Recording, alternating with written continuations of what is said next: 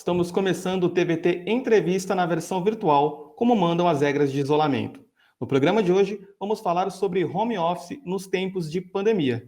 Essa prática foi a solução para muitas empresas durante a necessidade de isolamento social.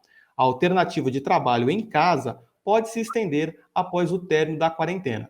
Um estudo feito pelo Instituto de Pesquisa Econômica Aplicada mostra que esse modelo de trabalho pode atingir mais de 20 milhões de pessoas. Para debatermos sobre o assunto, nós convidamos a professora universitária Marina Greg, ela que é psicóloga e atua no Laboratório de Psicologia Organizacional do Trabalho da USP de Ribeirão Preto. Seja muito bem-vinda, Marina. Obrigada, Bem-vinda, agradeço Marina. o convite. É um prazer estar aqui hoje. Seja muito bem-vinda, Marina.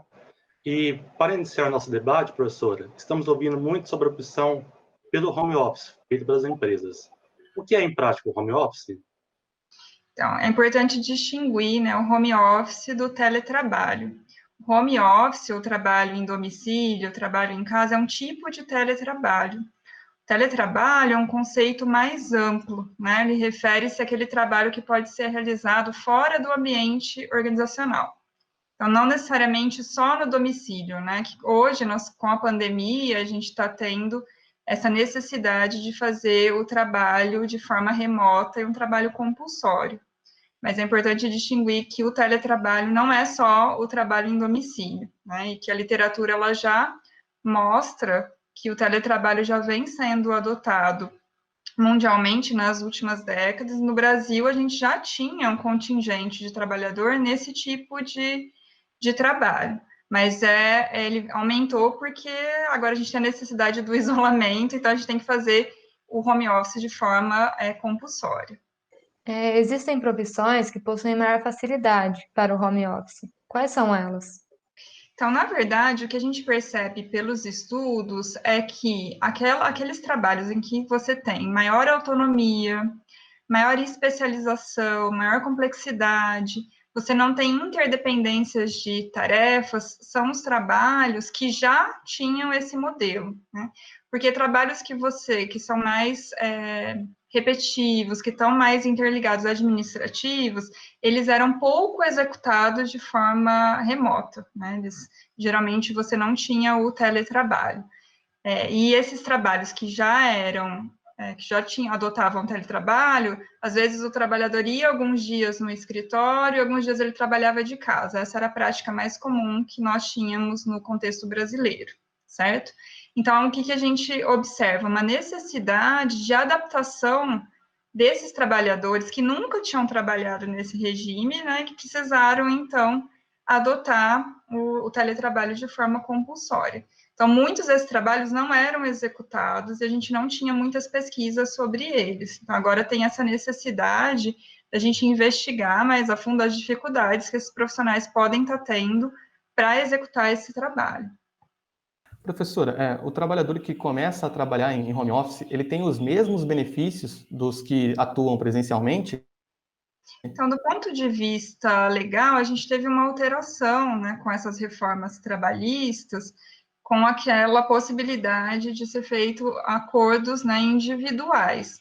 Mas se é um trabalhador que ele está no regime da CLT, ele tem que seguir, né, todas as normas trabalhistas para poder executar. Então, ele tem que receber as férias, o 13º, né, tem um controle de horas. Agora, pode ter uma flexibilização do ponto de vista, se for um contrato individual, né, de trabalho, que daí você pode estabelecer cláusulas referente, por exemplo, pagamento de gastos com energia elétrica, de gastos com internet. Isso pode ser uma responsabilidade da empresa, na maior parte das vezes, sim.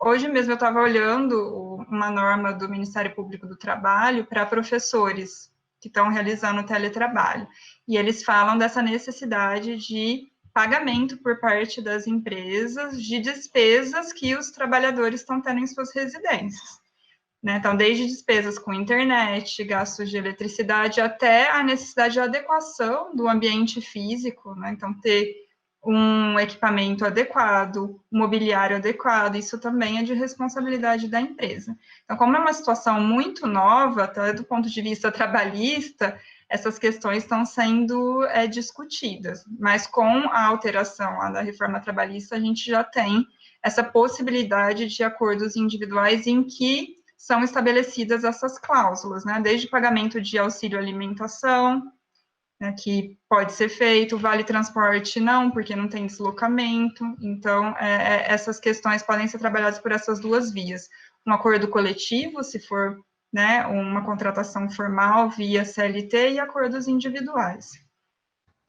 Professora, em quais pontos a empresa tem de investir para capacitar e também oferecer um bom ambiente virtual de trabalho aos colaboradores?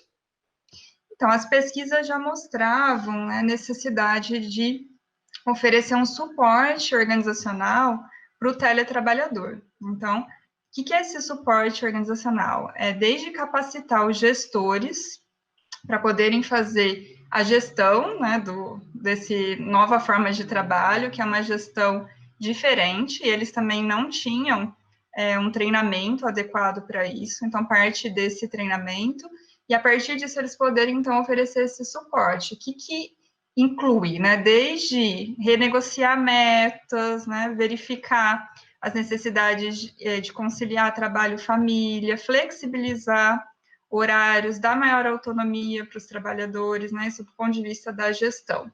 E do ponto de vista também de capacitação, é necessário, por exemplo, oferecer treinamentos para usar as plataformas, os recursos, nem todas as pessoas tinham, né, esses conhecimentos que passaram a ser necessários para atuar nesse teletrabalho.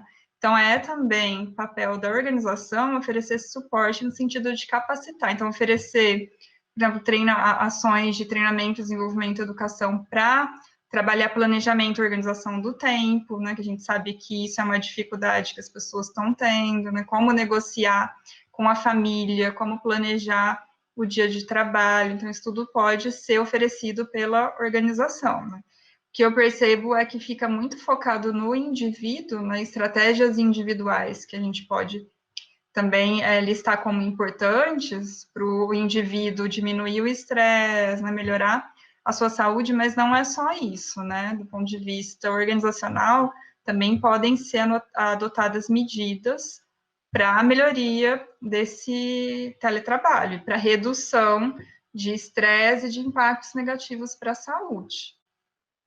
Professora, tudo se caminha para que muitas profissões adotem esse regime no futuro. Caso isso confirme, você acha que a modalidade pode fazer com que trabalhos formais cresçam, como, por exemplo, freelancer?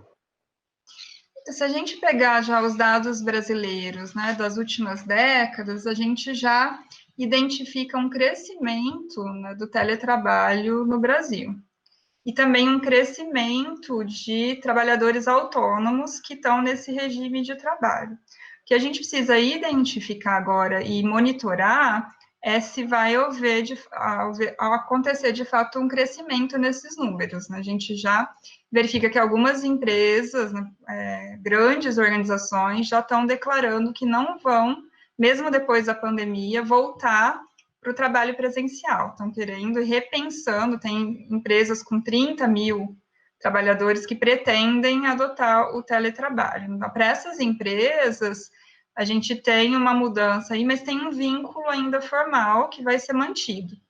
A grande questão é para os outros trabalhadores que estão trabalhando de forma autônoma e que não têm, muitas vezes, esse suporte organizacional e tem uma certa precarização do trabalho.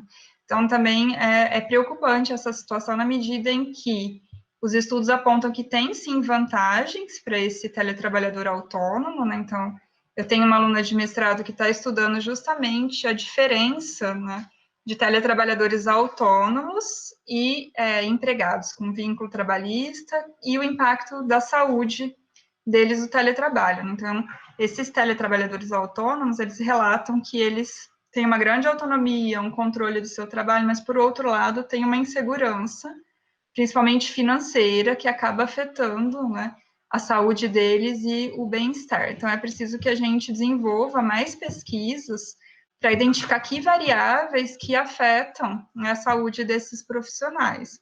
E do ponto de vista político, a gente precisa de como esses profissionais eles não têm um respaldo, né, de uma empresa que pode fornecer os direitos, tem que ter algumas políticas públicas voltadas para esses profissionais.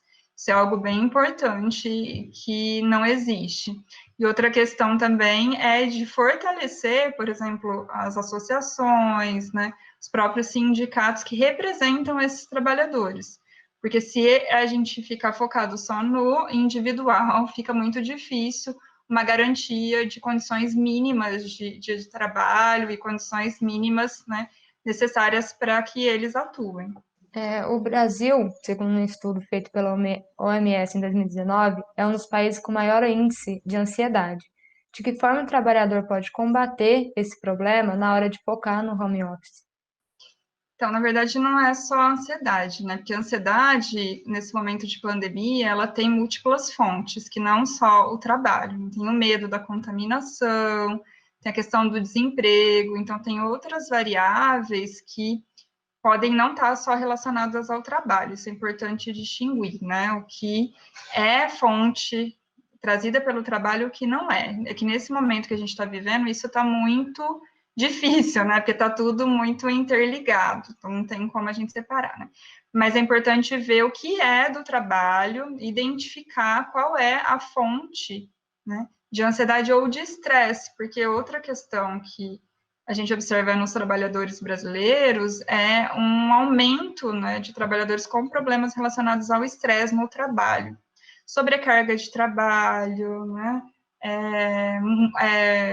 a questão da chefia, né, uma pressão por resultados. Isso era uma realidade que os trabalhadores brasileiros já estavam sendo expostos a ela. Com essa mudança para o teletrabalho, precisamos, então, identificar quais são as fontes de estresse, né? Identificando essas fontes, a gente pode reduzir ou minimizar. E aí que eu, retomando, a gente pode adotar, então, estratégias mais individuais, que a gente chama, dentro da psicologia, né, de estratégias de restauro, que a pessoa, de coping, né, que a pessoa lida com aquilo, né? O que é isso? Então, por exemplo, ela pode ter um relaxamento, então a literatura aponta que essas estratégias de relaxamento, elas são muito positivas para diminuir, por exemplo, ansiedade e estresse. Eu posso aumentar meus recursos, então, por exemplo, se eu não sei usar um determinado programa e preciso disso para o meu trabalho, se eu consigo desenvolver essa habilidade, né, eu tendo a reduzir o meu estresse em relação a isso. Né? Se eu tenho que fazer almoço junto, cuidar das crianças, e eu posso, por exemplo, comprar comida em determinados dias, isso diminui o meu estresse. Então, essas estratégias são estratégias individuais que eu posso adotar para melhorar ou reduzir. Mas, muitas vezes, não é possível, só do ponto de vista do indivíduo, dar conta dessas demandas. E aí parte para as estratégias que são organizacionais, né? Então, não é só o indivíduo. Por exemplo, se a empresa ela consegue renegociar horários, né, prazos, se ela pode dar autonomia para o indivíduo trabalhar nos horários deles, que ele estipular que for melhor para ele, isso é um ponto positivo, que também pode reduzir estresse e melhorar a qualidade de vida nesse momento. Então, tudo parte dessa negociação de demandas que vão surgindo, porque o indivíduo, ele perdeu, nesse momento da pandemia, muitos recursos que ele tinha. Então, por exemplo, a escola, para quem tem filhos, era um recurso que auxiliava, né, as pessoas a terem mais condições de executar o trabalho em casa. Então, não está tendo. A partir disso, o que é necessário, então, para que esse indivíduo consiga realizar o trabalho sem que isso afete a sua saúde? Então, do ponto de vista, quando a gente tem uma empresa envolvida, ela pode fazer diagnósticos e identificar essas fontes de estresse, e a partir disso, adotar ações para melhorar, né, ações organizacionais. Marina, e quais as dicas para não prejudicar a saúde de quem está no home office? O que o próprio trabalhador pode fazer para não prejudicar a sua saúde? Como eu falei, tem essas estratégias, né, individuais, que são estratégias de restauro, por exemplo, para estresse. O que você pode fazer? Eu dei alguns exemplos. Então, você pode, por exemplo, adotar estratégias de relaxamento. O que funciona para cada pessoa é diferente. Você precisa identificar, né, o que funciona. Tem pessoas que fazem uma respiração, fazem uma yoga, você tem que identificar. Outra coisa é se afastar do trabalho, né? Isso é outra estratégia que você pode adotar e fazer outras coisas em relação ao trabalho. Aumentar os seus recursos, como eu falei, desenvolver algumas habilidades que são importantes para o seu trabalho e que causam estresse. Isso nós temos identificado, que as pessoas, elas tiveram que se adaptar, muitas vezes, ao que elas não conheciam, né? Então, ter que gravar vídeos, plataformas, usar plataformas que elas não tinham conhecimento. Então, isso causou uma necessidade muito grande de adaptação. Dessas estratégias individuais, né, a que se mostra mais efetiva para a redução de estresse é essa estratégia de relaxamento, né, porque o indivíduo, ele precisa, de fato, se desconectar do trabalho. O que acontece é que ele retorna novamente aquelas condições, né, então não é só isso, se a gente não altera as condições, a gente também não consegue retirar a fonte de estresse, a gente só minimiza a exposição a esses fatores, mas o que nós precisamos fazer é também alterar condições de trabalho, que isso é mais difícil, né, porque não depende só do indivíduo, depende de uma negociação aí que envolve, como a gente falou no caso de quem tem relações de trabalho formais, essa negociação com as organizações. Quem não tem, muitas vezes não consegue fazer isso, né, porque depende de um pagamento por um determinado trabalho e tem que realizar aquilo, então não tem muito como fazer essa negociação. Professora, na empresa, né, a organização do ambiente de trabalho é feita como, muitas vezes, como o superior exige, mas em casa, o trabalhador é quem organiza como ele prefere. Você acha que esse ponto pode interferir na dedicação do trabalhador que está em home office?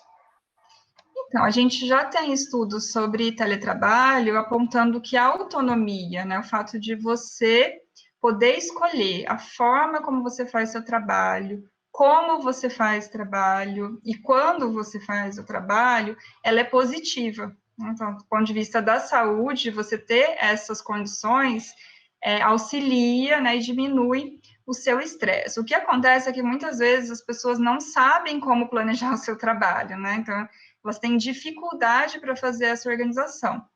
E aí você tem um impacto aí negativo, porque você não consegue realizar as tarefas necessárias, você não consegue se organizar, e muitas vezes porque você não tem esses recursos, né? Mesmo na sua família, você não tem com quem deixar o seu filho, você tem que realizar mais tarefas domésticas, e aí como você faz isso, né? Então, do ponto de vista de capacitação, a organização ela pode oferecer, sim, ações de treinamento, né? Como eu falei, como organizar seu tempo, né? Como conciliar a demanda de trabalho e família, que estratégias você pode desenvolver.